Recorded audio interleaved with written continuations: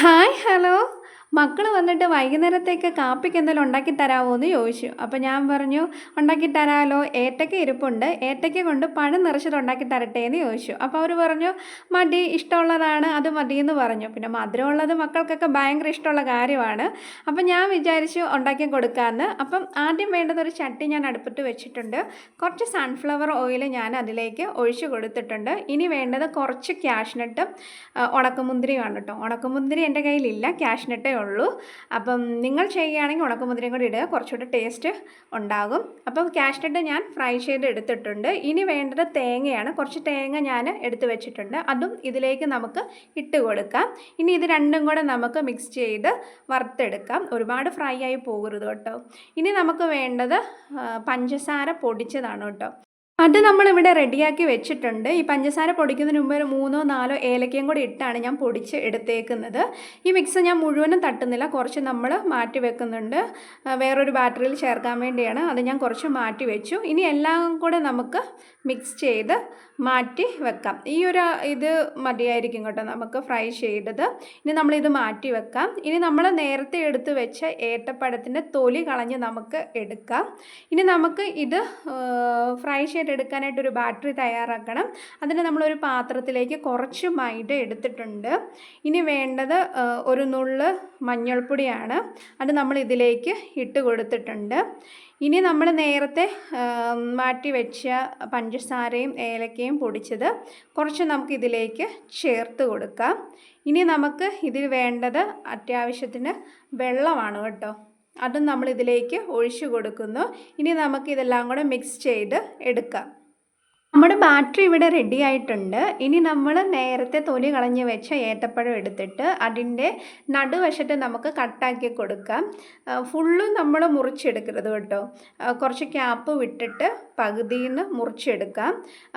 മുറിക്കുമ്പോൾ ശ്രദ്ധിക്കുക, അകം മുറിഞ്ഞു പോകരുത്, പിന്നെ അത് രണ്ടായി പോകും.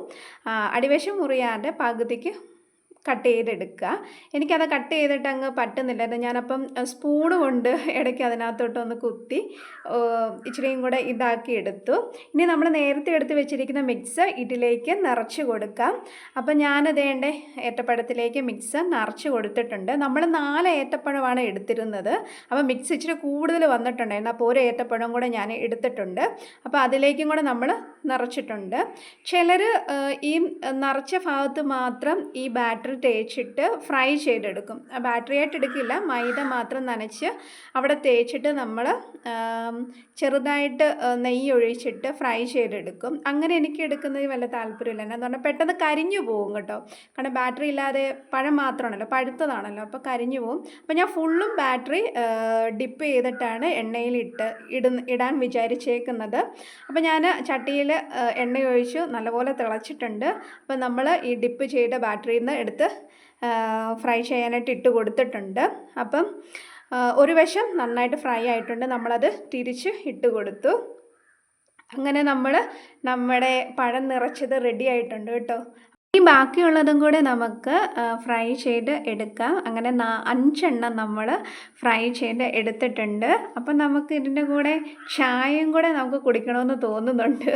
അപ്പം ഞാൻ ചായയും കൂടെ ഇട്ടു. അപ്പം വൈകുന്നേരം ഏകദേശം 4:45 ആയിട്ടുണ്ട്. ഹസ്ബൻഡ് വരാനുള്ള ടൈം ആയിട്ടില്ല കേട്ടോ. അപ്പം മക്കൾക്ക് നല്ല വിശപ്പുണ്ട്, അവർക്ക് കഴിക്കണമെന്ന് പറഞ്ഞു. അപ്പം ഞാൻ ചായയും കൂടെ ഇട്ടു. അങ്ങനെ നമ്മുടെ പഴം നിറച്ചത് റെഡി ആയിട്ടുണ്ട്. അപ്പോൾ ഇത് ഞാൻ കട്ട് ചെയ്ത് കാണിക്കാം കേട്ടോ. ഇതിൻ്റെ അകത്തെ ഫില്ലിംഗ് ഒക്കെ എങ്ങനെയാണ് വന്നിട്ടുള്ളതെന്ന്. ഞാൻ ഈ ഒരു രീതിയിലാണ് വന്നിട്ടുള്ളത്. നല്ല ടേസ്റ്റ് ഉണ്ടായിരുന്നെന്ന് പറയുന്നു മോനു. അവനാണ് ആദ്യം വേണമെന്ന് പറഞ്ഞത്. അവന് ഞാൻ കൊടുത്തു. അവനൊരുപാട് ഇഷ്ടപ്പെട്ടു, സൂപ്പറാണെന്നൊക്കെ പറയുന്നുണ്ടായിരുന്നു. പിന്നെ നല്ല ചൂടായിരുന്നു കേട്ടോ. ചൂടോടെ തന്നെ അവർ കഴിച്ചു. ഞാനും ഒരെണ്ണം കഴിക്കാമെന്ന് എടുത്തു. അങ്ങനെ ഞാനും കഴിച്ചു നോക്കി, അടിപൊളിയായിരുന്നു കേട്ടോ. അപ്പം നിങ്ങളും സമയമുള്ളപ്പോഴൊക്കെ ഒന്ന് ട്രൈ ചെയ്യൂ. അപ്പോൾ ഇതായിരുന്നു ഇന്നത്തെ വീഡിയോ. നിങ്ങൾക്ക് ഇഷ്ടപ്പെട്ടാൽ ഒന്ന് ലൈക്ക് ചെയ്യൂ. വീണ്ടും നല്ലൊരു വീഡിയോ ആയിട്ട് കാണുന്നവരെ ടാറ്റാ, ബൈ ബൈ.